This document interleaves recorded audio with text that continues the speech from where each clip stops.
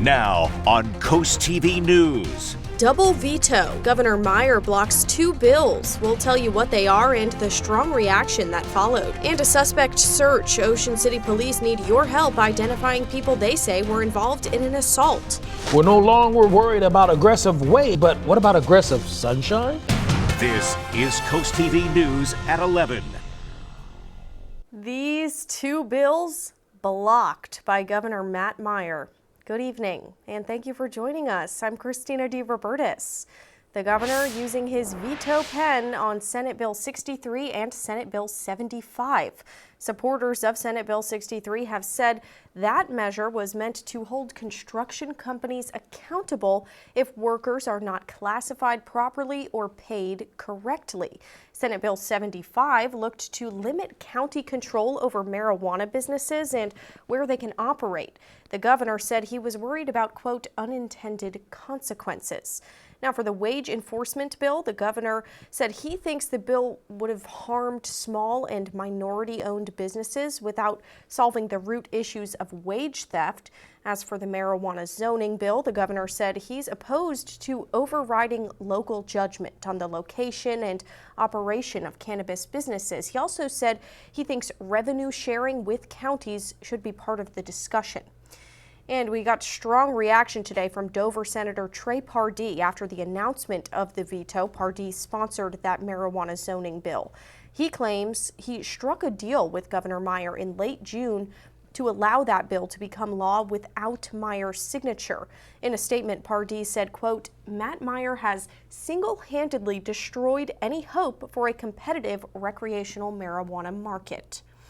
Also, it's worth noting the General Assembly could still try to override those vetoes, and we'll be sure to let you know if that's happening.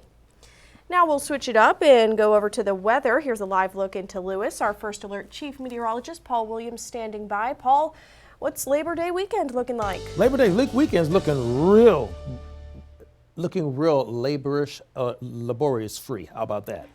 So we're at 68 action force in Dover. We'll drop to 66 degrees with increasing cloud cover for the rest of the evening time. 65 right now in Georgetown, 60 in Dagsboro, Gumboro, as well as Delmar. We're at 62 degrees right now in Willards. The waves have continued to kind of back off, but we're holding at about 3-foot waves right now. But the biggest concern, believe it or not, is going to be the sunshine, because once again, I'm going to preach that same old sermon. We need to be sure to have the sunscreen in place, because we're looking at it in very high tomorrow at a level of 8. Now, coming up, we'll talk even more detail because we're expecting more sunshine for your holiday weekend. All right, thank you, Paul. In Ocean City, smaller lodges say they're noticing a smaller number of guests. According to some hotels CoastTV spoke with today, they're bracing for a quieter Labor Day weekend compared to last year. Other hotels say the weekdays have been slower over the course of the entire summer. But according to the recent July report, overall numbers for hotel stays have gone up compared to last July. The executive director of the Ocean City Hotel Motel Restaurant Association says those numbers don't paint the entire picture. The oceanfront and the chain properties are doing fine, and that's what the numbers that we've seen are showing us, because that's all that's being measured are those chain properties. So some of the people who are calling me directly would be some of the smaller mom and pop motels who their numbers are not reported, so we don't actually know what the real numbers are. And while the sun is getting low on summer, hotels in Ocean City, they're hoping to get another big bump when crowds show up for the Ocean's Calling and Country Calling music festivals. Let's go now to our CoastTV poll. We want to know, when you go to Ocean City, where do you usually stay? Looking at the results now, you can see 26% say a big hotel, 17% say a small motel, also 17% say house or a condo rental. 40% say they stay at a friend's place. That's always nice to have a friend in Ocean City. And you can still vote yourself. Go to coasttv.com or use our mobile app. Staying in Ocean City, a car crash yesterday left one person dead. That's according to Maryland State Police. MSP says around 10:17 a.m., troopers responded to the U.S. Route 50 at Inlet Isle Lane. The motorcycle, which police say was driven by Dennis Ellis, was traveling west through the intersection when it was hit by a Jeep that failed to yield the right-of-way. The driver of the motorcycle was transported to Tidal Health, where he later died.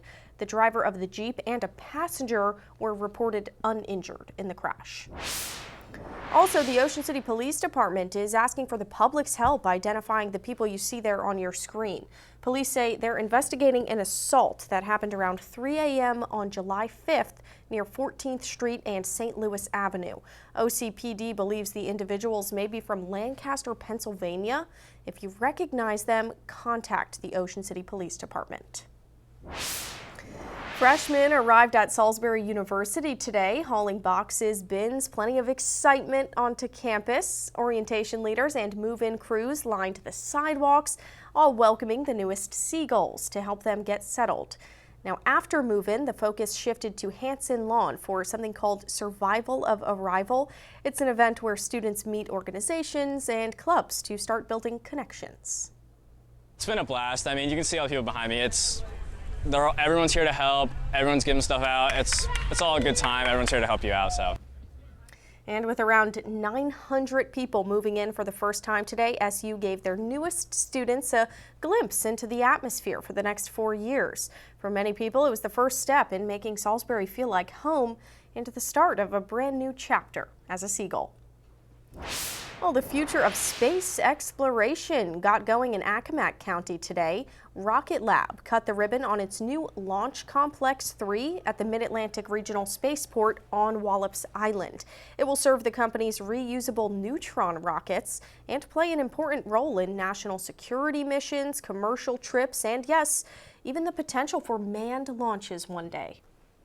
Cape is an incredible launch site, but it's a very busy launch site.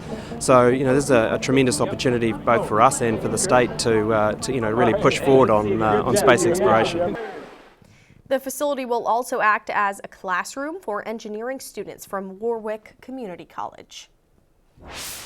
8 local veterans got the chance to soar through the skies today in Dover. Seniors from assisted living communities across all 3 Delaware counties, they rode in a restored World War II biplane through the Dream Flights program. The youngest veteran to fly was 64 years old and the oldest, a 99-year-old World War II veteran. Organizers say their goal is simple: to give back to those who gave so much. It makes you feel like, that people do appreciate the things that you did. And we didn't just do it because we wanted to do it too. I mean, we had a job to do. And the Dream Flights program has completed more than 8,000 flights in 49 states. President Trump today ordered that all flags be lowered to half-staff out of respect for the victims of Wednesday's shooting in Minneapolis. Also, Governor Matt Meyer directing all state buildings and facilities to lower the Delaware flag to half-staff. The governor released a statement expressing his condolences, saying, quote, "School should always be a place to learn, not a place to be scared." And meanwhile, authorities identified the attacker in the Minneapolis Catholic school shooting, now dead, as 23-year-old Robin Westman. Police say the shooter left behind hundreds of pages of writing expressing, quote, "indiscriminate hate." Ivan Rodriguez is in Minneapolis, where new details continue to emerge about the shooter who took 2 lives and injured 17 others inside that church Wednesday. And we want to warn you, viewers may find some of the following images graphic and upsetting.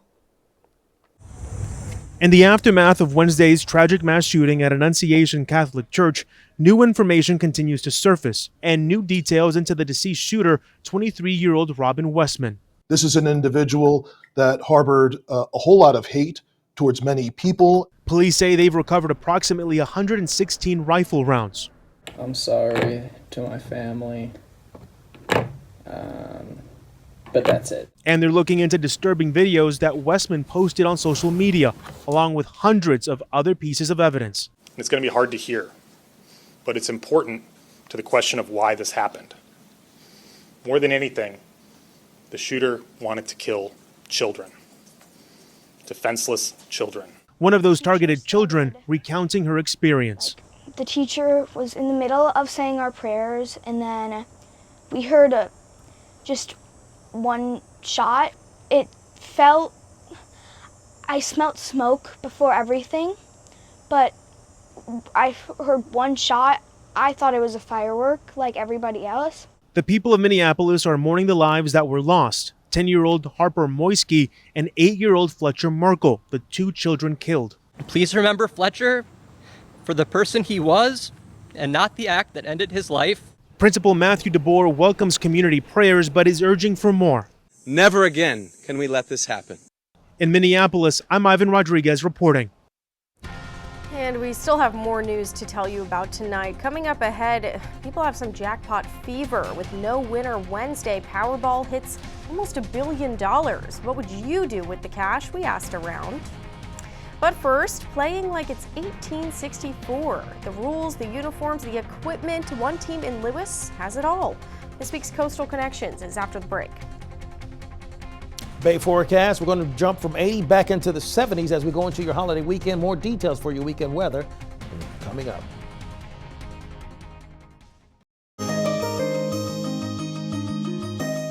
Baseball. We call it America's pastime, though over the years some of the rules and equipment have changed. But what if they didn't?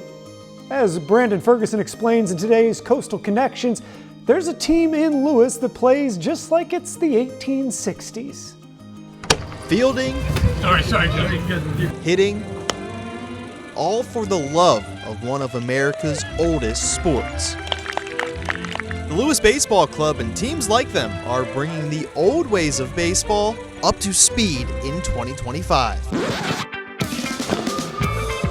Founder and president of the club, Mike DiPaolo, says his team is made up of friends and other lovers of the game, but they play a little different. You kind of get 4 strikes and 4 balls. There's a warning aside and then 3 of each.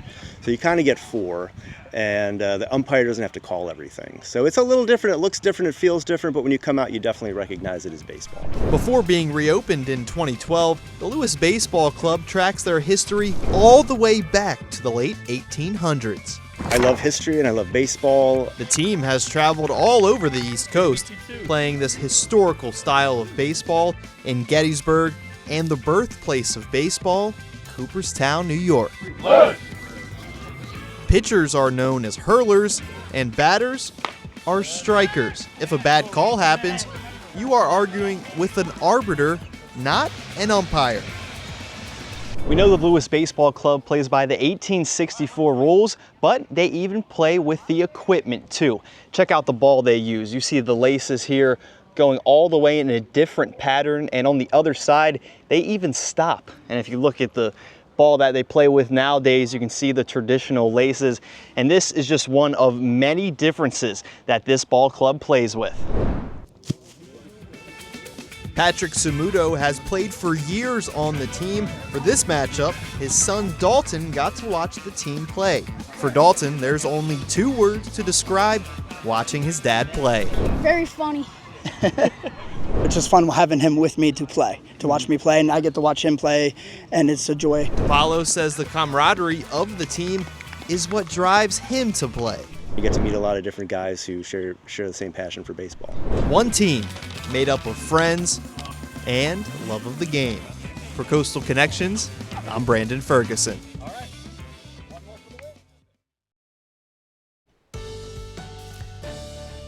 So we're staying very clear, and we're going to make it very clear. This weekend's going to be absolutely gorgeous weather to enjoy yourself outside. I'm just asking one small little favor, just one teeny tiny one. Just be sure to just bring out the sunblock and put it on. Although it's going to be a cool weekend and clear and beautiful, don't let the cool fool you into thinking you can't get a sunburn, because it's going to be prime time or opportunity for that.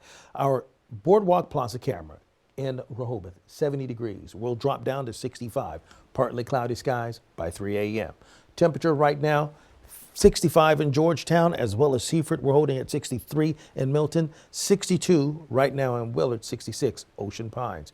The winds barely making an imprint as it moves from the south to the north with 9-mile-per-hour gusts for the Indian River Inlet. Here is how clear we are at this point. It looks like we're going to continue to ride that pattern of weather going into the first day of the holiday weekend and getting outside and barbecue and all that kind of stuff. It's going to be a great opportunity to enjoy all that. But please remember, the only plot twist I'm trying to give to you is deal with this ultraviolet index. Even though it's going to be cooler, it's going to be an easy opportunity for the sun to burn you if you're not careful.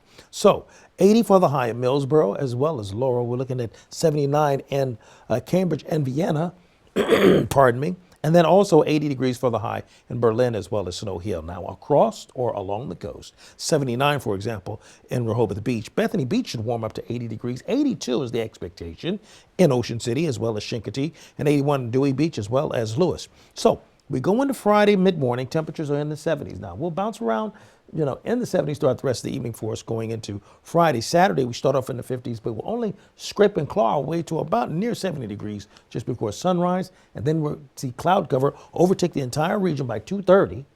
And then everybody's going to be cloudy Saturday afternoon at 2:30. And it's going to slow the temperature from going as high as it possibly could. And then rain is going to stay very limited, actually. Take a look at Saturday, we're looking clear. Sunday to Monday, we're looking very clear. It's really not till we start getting closer to really Thursday, we start seeing the possibility of rain breaking out. And even that bit of rain is relatively light stuff. So recapping, 61 for tonight, 80 for tomorrow, and 75 with more sunshine on Saturday. Finally, here's a look at 7-day forecast. And so we're expecting 75 on Saturday, but then we dip down to 54 degrees, and then 77 on Sunday. We dip down to 55 before we actually get to the official Labor Day of Labor Day. So we're looking for it staying very chilly. In fact, we're going to go 77 3 days in a row. That's kind of making me thinking about that Powerball story. Interesting. Thank you, Paul. The Trump administration has approved its first major arms sale of new weapons to Ukraine. Ukraine paying $825 million for more than 3,300 extended-range attack munition missiles. The State Department says funding is coming from Denmark, the Netherlands, Norway, and foreign military financing from the U.S. This announcement comes as Russia continues its assault on Kyiv, and diplomatic efforts to end the war have also stalled. In Washington, D.C., it's likely costing at least $1 million per day to keep the National Guard there. That estimate comes from the Director of Studies at the Center for New American Security and a senior advisor at the Center for Strategic and International Studies.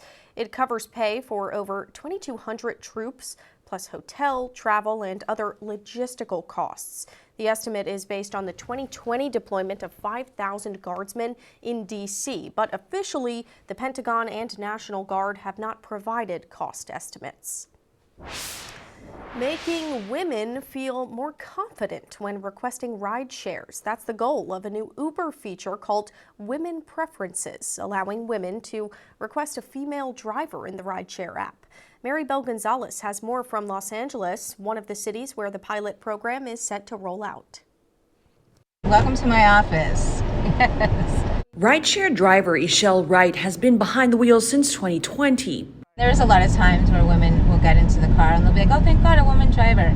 Uber heard the same sentiment and is launching Women Preferences. It allows both female riders and drivers to match, but Wright worries the program could hurt business. We're going to get 50% less rides because of this, whether you're a male driver or a female driver, because we have to match. Uber says the new feature could give women more confidence. We're in a very vulnerable position as drivers.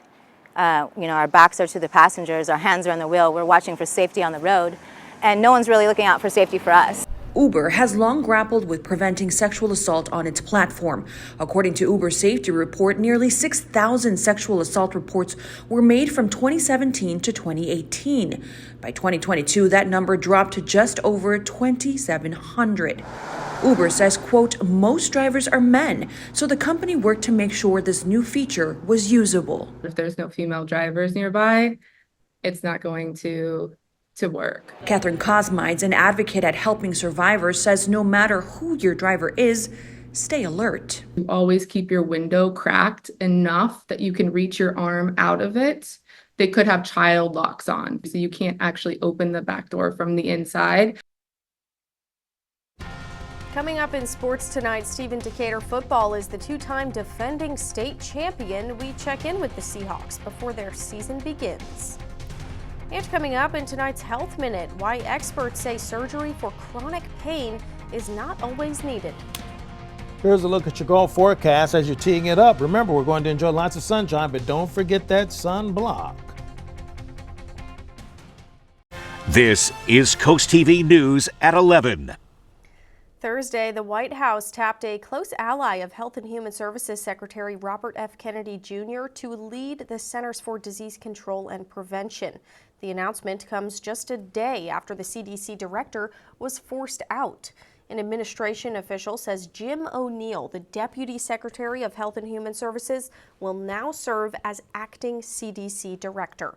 Wednesday, Dr. Susan Menarez was fired from that leadership position. Well, I am once again telling you to check your refrigerator because there is another shrimp recall. Aquastar has recalled more than 26,000 packages of its 6-ounce cocktail shrimp. The product may contain cesium-137, which is a dangerous substance that emits radiation. According to the FDA, the affected shrimp were imported from Indonesia and sold at Walmart. To date, no illnesses have been reported, but it is probably best to just lay off the shrimp for a while. Well, nearly 1 in 4 U.S. adults report living with chronic pain, according to the CDC, and that means the pain has lasted for 3 months or longer. And while it can significantly impact a person's quality of life, many people may not seek a doctor's care out of fear of being told surgery is needed. In tonight's Health Minute, Mandy Gaither explains why one expert says surgery for pain management should rarely be the first step. When you're dealing with chronic pain, just getting through the day can be a struggle. It just prevents them from working, prevents them doing a lot of the things that they like to be doing. Dr. Brian Braithwaite with Orlando Health Spine Center says instead of seeking care, some may try to deal with the pain, fearing they'll be told that surgery is the answer. But he says that's not always the right one. Surgery is kind of that last resort. And if you look at statistics, most patients get better. And I'd say probably greater than 80 to 85% of patients with chronic pain get better without ever needing surgery.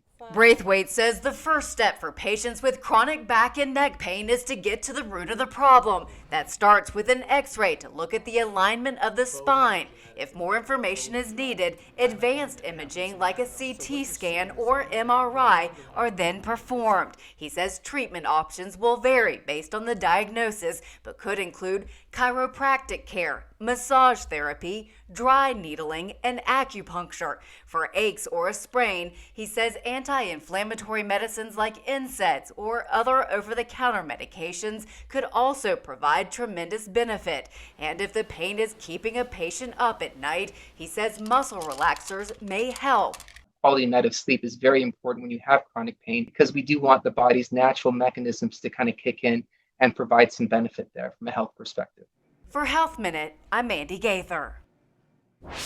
In sports tonight, Stephen Decatur football enters the year with a chance to win its 3rd straight state title. DSN's Tyler Aiken previews the Seahawks season.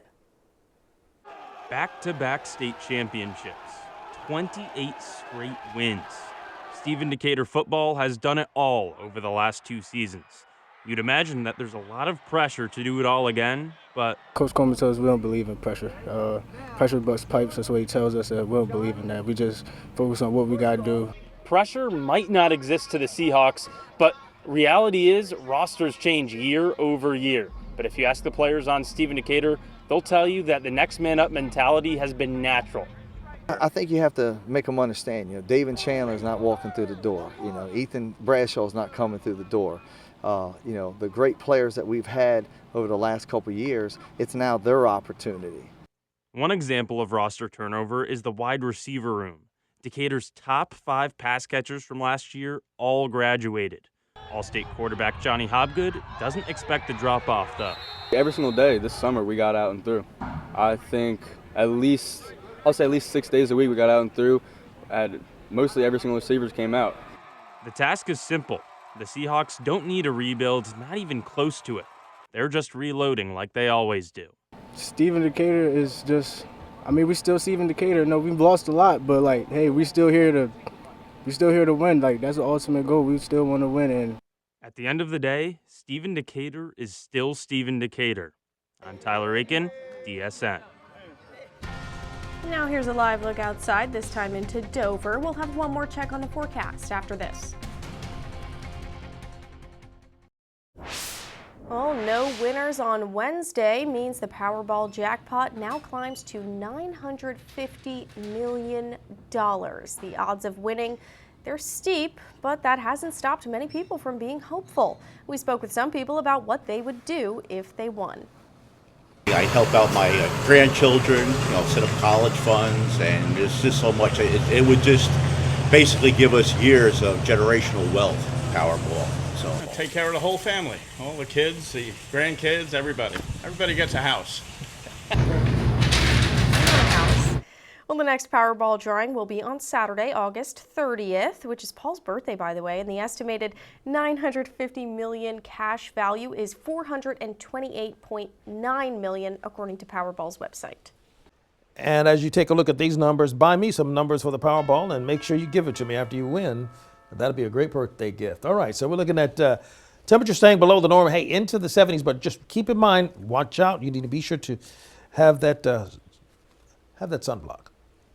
All right, thank you again, Paul, and thank you so much for joining us for Coast TV News at 11 tonight. You can always find more news, more local weather on our Coast TV News app. Tonight's show starring Jimmy Fallon's up next, and we'll see you tomorrow for Coast TV News at 5 a.m. Have a great night.